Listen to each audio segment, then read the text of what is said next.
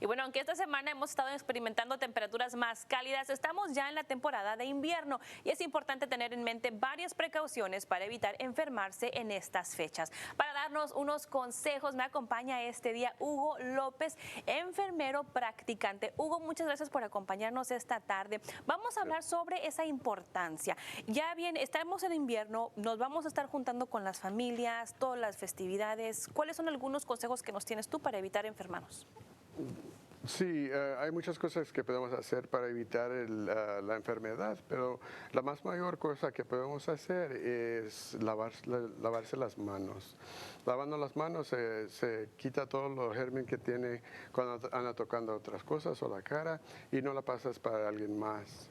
La otra cosa que hacemos es si estás enfermo, si sientes enfermo, quédate en la casa. Si necesitas que no ir al trabajo, unas veces para que se sienta mejor, para que ya no le dé la enfermedad a nadie más.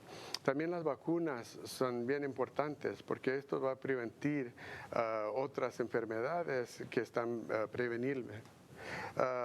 El ejercicio también es importante porque la salud depende del ejercicio y que se quede el cuerpo en salud.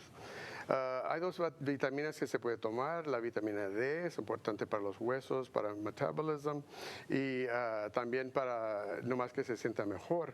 Y también la vitamina C. La vitamina C es importante para prevenir una de las enfermedades que hay. Y esto lo puedes hallar nomás en la tienda sin una prescription para eso.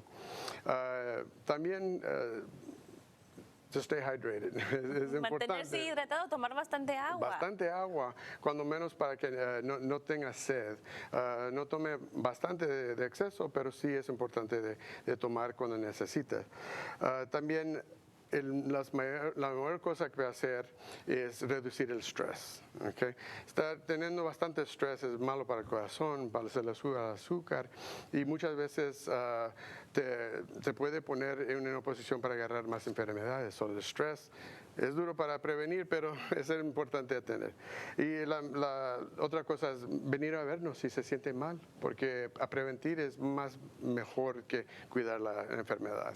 Claro que sí, y bueno, son recomendaciones que suenan sencillas, sin embargo, hay veces que uno, digamos, como los niños, les dices lávense las manos, pero nada más se mojan las manos. Es importante enseñarles a usar lo que es el jabón y lavarse bien las manos, al igual de pues mantenerse, ¿verdad?, alejado, como dijo, si se sienten mal.